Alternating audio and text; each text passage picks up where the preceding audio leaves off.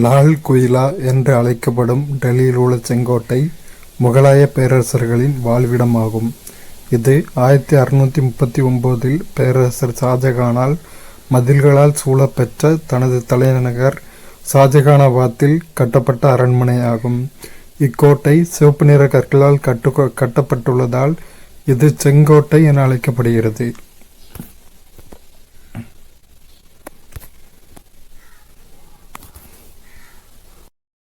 சத்ரபதி என சமஸ்கிருத சொல் அரசன் அல்லது பேரரசன் என்பதற்கு இணையானது.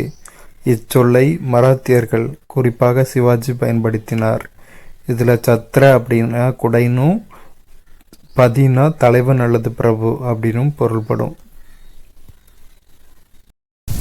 அஷ்டபிரதானின் பொறுப்புகள்: பந்த் பீரதான் ஆர் பேஸ்வா பிரதம அமைச்சர், அமத்யா ஆர் மஜும்தார் நிதி அமைச்சர், சுர்னாவிஸ் ஆர் சச்சிவ் செயலர், வாக்கிய நாவிஸ் உள்துறை அமைச்சர், சரி நௌபத் ஆர் சேனாபதி தலைமை தளபதி, சுமந்த் ஆர் துபிர் வெளியுறவுத்துறை அமைச்சர், நியாயதிஸ் தலைமை நீதிபதி, பண்டிட் ராவ் தலைமை அர்ச்சகர்.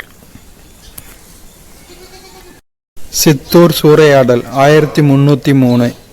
சித்தூரில் ராஜபுத்திர படைகளை அலாவுதீனின் படைகள் திணறடித்த நிலையில் தோல்வியடைந்து விடுவோம் என்ற சூழலில் கோட்டைக்குள் இருந்த ஆடவரும் பெண்டிரும் தங்களது பண்டைய மரபின்படி ஜவுகர் எனப்படும் சடங்கை நடத்தினர். இதன்படி ஆடவர் கோட்டையை விட்டு வெளியேறி போர்க்களத்தில் மாழ்வர், பெண்கள் தீயில் புகுந்து தங்களை மாய்த்து கொள்வர். டெல்லியிலிருந்து தௌலதாபாத் செல்ல 40 நாட்கள் நடந்தே செல்ல வேண்டும். பெரும்பாலான மக்கள் தௌலதாபாத் புறப்பட்டு சென்றனர். சிலர் ஒளிந்து கொண்டனர். அவர்கள் கண்டுபிடிக்கப்படுகையில் அவர்களில் ஒருவர் பார்வையற்றவராக இருந்தபோதும் மற்றொருவர் பக்கவாத நோயாளியாக இருந்தபோதும் கொடூரமான தண்டனைக்கு உள்ளாக்கப்பட்டனர். 8 அல்லது 10 மைல் அளவு பரவியிருந்த நகரை பற்றி ஒரு வரலாற்றறிஞர் அனைத்தும் அளிக்கப்பட்டன. நகரத்தின் அரண்மனைகளில், கட்டடங்களில், புறநகர் பகுதிகளில் என எங்கும் ஒரு நாயோ பூனையோ கூட விட்டு வைக்கப்படவில்லை எனும் அளவுக்கு முழுமையாக பாழானது என குறிப்பிட்டுள்ளார். லிச்சாவி பழமையான கனசங்கங்களில் ஒன்றாகும். அதனுடைய ஆட்சி பகுதி கங்கை நதிக்கும் நேபாள நாட்டிற்கும் இடைப்பட்டதாக இருந்தது. முக்கிய மராத்திய குடும்பங்கள்: கைக்வாட், பரோடா, பான்ஸ்லே, நாக்பூர், ஹோல்கார், இந்தோர், சிந்தி அல்லது சிந்தியா, குவாலியர், பேஸ்வா, புனே. பிரசஸ்தி அல்லது மெய்கீர்த்தி. பிரசஸ்தி என்பது ஒரு சமஸ்கிருத சொல். அதன் பொருள் ஒருவரை பாராட்டி புகழ்வதாகும். அவைக்கள புலவர்கள் அரசர்களை புகழ்ந்து பாடி அவர்தம் சாதனைகளை பட்டியலிட்டனர். இவை பின்னர் மக்கள் படித்து தெரிந்து கொள்வதற்காக தூண்களில் பொறிக்கப்பட்டன.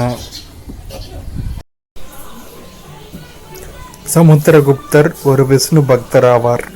தனது மேலாதிக்கத்தை நிலைநாட்டும் அரசரால் நடத்தப்படும் வேதகால சடங்கான குதிரைகளை பலியிடும் வேள்வியை சமுத்திரகுப்தர் மீண்டும் நடைமுறைப்படுத்தினார். அவர் தங்க நாணயங்களை வெளியிட்டார். அவற்றுள் ஒன்றில் அவர் வீணை வாசிப்பது போன்ற உருவம் பொறிக்கப்பட்டுள்ளது. அவர் மிகச்சிறந்த படையெடுப்பாளர் மட்டுமல்ல, கவிதை பிரியரும் இசை பிரியரும் ஆவார். அதனால் கவிராஜா எனும் பட்டம் பெற்றார். இலங்கையைச் சேர்ந்த ஸ்ரீ மேகவர்மன் எனும் பௌத்த அரசன் சமுத்திரகுப்தரின் சமகாலத்தவராவார். விக்ரமாதித்யரின் அவையிலிருந்த நவரத்தினங்கள்: காளிதாசர் சமஸ்கிருத புலவர், ஹரிசேனர் சமஸ்கிருத புலவர், அமரசிம்மர் அகராதியியல் ஆசிரியர், தன்வந்திரி மருத்துவர், காகபானகர் ஜோதிடர், சன்கு கட்டடக்கலை நிபுணர், வராகமிகிரர் வானியல் அறிஞர், வராச்சி இலக்கண ஆசிரியர் மற்றும் சமஸ்கிருத புலவர், விட்டல் பட்டர் மாயவித்தைக்காரர். 2ஆம் சந்திரகுப்தரின் பட்டப்பெயர்கள்: விக்ரமாதித்யர், நரேந்திர சந்திரர், சிம்ம சந்திரர், நரேந்திர சிம்மர், விக்ரம தேவராஜர், தேவகுப்தர், தேவஸ்ரீ. பாகியான் 2ஆம் சந்திரகுப்தரின் ஆட்சி காலத்தில் சீனாவைச் சேர்ந்த பௌத்த துறவி பாகியான் இந்தியாவிற்கு வந்தார்.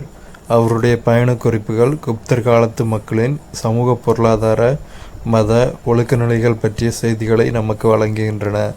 பாகியான் கூற்றுப்படி மகதத்து மக்கள் மகிழ்ச்சியோடும் செழிப்போடும் வாழ்ந்தனர். கடுமையான தண்டனையின்றி நீதி வழங்கப்பட்டது. மரண தண்டனை வழங்கப்படவில்லை. கயா பாலடைந்திருந்தது. கபிலவஸ்து காடாகியிருந்தது. ஆனால் பாடலிபுத்திரத்தில் மக்கள் செல்வத்தோடும் செழிப்போடும் வாழ்ந்தனர். குப்தர் காலத்தில் நிலங்களை வகைப்படுத்துதல். சேத்ரா வேளாண்மைக்கு உகந்த நிலங்கள். கிலா தரிசு நிலங்கள். அப்ரகதா வனம் அல்லது காட்டு நிலங்கள். வஸ்தி குடியிருப்பதற்கு உகந்த நிலங்கள். கபதசரகா மேய்ச்சல் நிலங்கள்.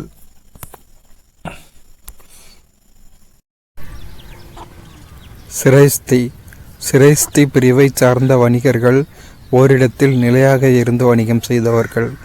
சார்த்தவாகா வணிகர்கள் எருது பூட்டிய வண்டிகளில் பொருட்களை ஏற்றி பல்வேறு இடங்களுக்கு சென்று வணிகம் செய்தவர்கள். குப்தர்களால் பயன்படுத்தப்பட்ட உலோகங்கள்: இரும்பு, தங்கம், தாமிரம், தகரம், ஈயம், பித்தளை, செம்பு, மணி, வெண்கலம், மைக்கா, மாங்கனீசு, சிகப்பு சுண்ணம் ஆகியவையாகும். குப்தர்களின் நாணய அமைப்பு முறையை அறிமுகப்படுத்தியவர் சமுத்திரகுப்தர் ஆவார். குசானர்களின் நாணயங்கள் சமுத்திரகுப்தருக்கு உந்துதலை வழங்கின. குப்தர்களின் பொற்காசுகள் தினாரா என்றழைக்கப்பட்டன. குப்தர்கள் வெளியிட்ட பொற்காசுகளை விட வெள்ளி செப்பு காசுகள் குறைவாகவே வெளியிடப்பட்டன. குப்தர்களுக்கு அடுத்து வந்த காலத்தில் பொற்காசுகளின் சுழற்சியில் வீழ்ச்சி ஏற்பட்டது. அது பேரரசினுடைய வளங்களின் வீழ்ச்சியை சுட்டிக்காட்டுவதாய் உள்ளது.